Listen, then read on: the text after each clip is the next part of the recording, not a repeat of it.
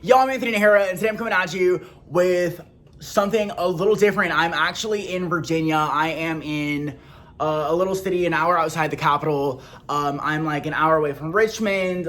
It's not so bad here. I'm loving it. But, it got me thinking about a video I did on my channel, like as a kid out of high school about the show Buck Wild.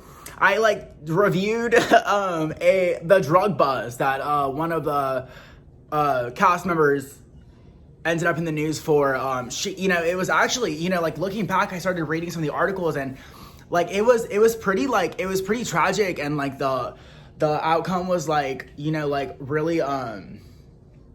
really actually it tugged at my heartstrings a different way as a 26-year-old man than it did when I was 18. So that got me to thinking, what is up with reality TV? You know what I mean? I haven't actually been keeping up with reality TV. I don't really watch, too much of the more, I don't really watch the Lifetime, experience show, if you know what I mean. I'm more into, Big Brother, or, I've seen recaps of, and what I'm kind of here talking about today, Love Island. That one's kind of fun. But before I get into that, I was scrolling through that part of my channel with the Buck Wild drug bust, and I came across another video of me talking about Lauren Conrad. And, I think, coming to Virginia, I've really kind of come into this place where I realized you know what I mean? I was so young, and I was idolizing these LA Barbie, families that have, seen the industry from another side, if you know what I mean, where they were taking what was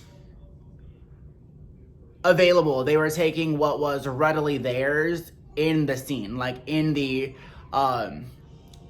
city that capitalizes on entertainment, LA youth that, I admired, would see on, my California vacations in LA or the beach or whatever, those types of people existed in front of me. And so, yeah, I desired them. I desired looking in their direction on television. But, as I've grown, and, I can really say, coming here, to the East Coast and being in Virginia, and, seeing, America, seeing, actual, the rest of us, seeing, the everyday people and how they relate to, some of their, reality representation, actually, stirred a piece of me, thinking about how I, a young Californian, was looking at Buck Wild, so, keeping that in mind, I kind of wanted to talk about The Hills reboot. So I found this article. I guess The Hills is coming back on air on MTV, or it's back on air right now. I'm not really keeping up. I haven't watched. I've been reading some of these articles, however, and I'm seeing this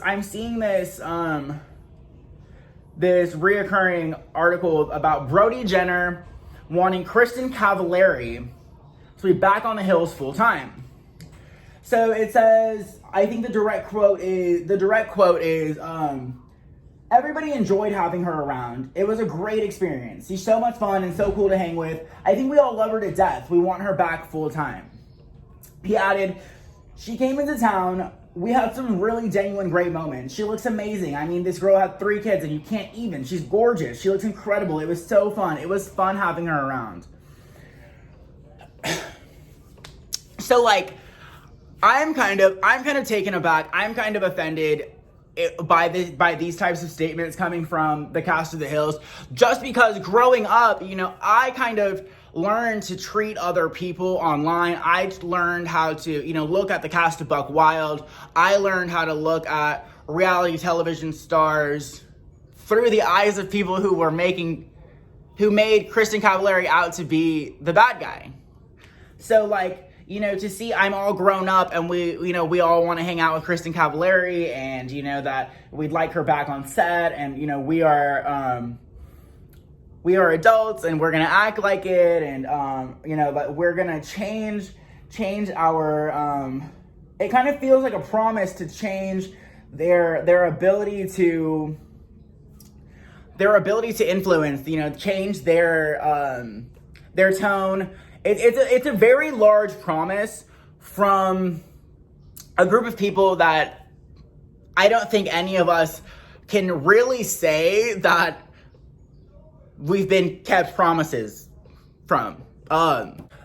The other thing that bothers me about Brody Jenner saying he wants Kristen Cavallari back on the show full time is that, from what I understand, the show begins with Brody Jenner getting busted by his ex-wife for bringing a new girl on the trip that I guess Heidi Montag plans. I could be wrong. The article says because the article leads me to believe that Heidi Montag planned the party.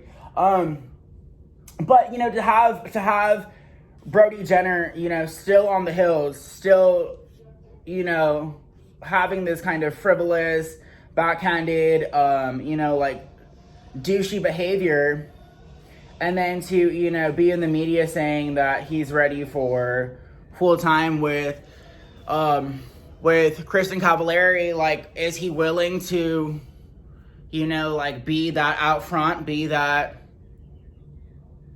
bad and mean and, like, just, like, outright, like, hated? Like, is that the goal? Like, is that the aim of this media representation right now? That Brody Jenner and Kristen Cavallari could revisit and sort of, you know, give that old school, that old early 2000s mean, nasty, vile Hillsbrats, you know what I mean? Because those two statements, like the public statement about, you know, we love Kristen and how nice and fun and, you know, wonderful of a mother she is, really doesn't sit well with me when he's almost 40-year-old man talking about, you know, like cheating on his ex-wife, like, or cheating on his ex-wife, but would love to stay with Kristen Cavallari.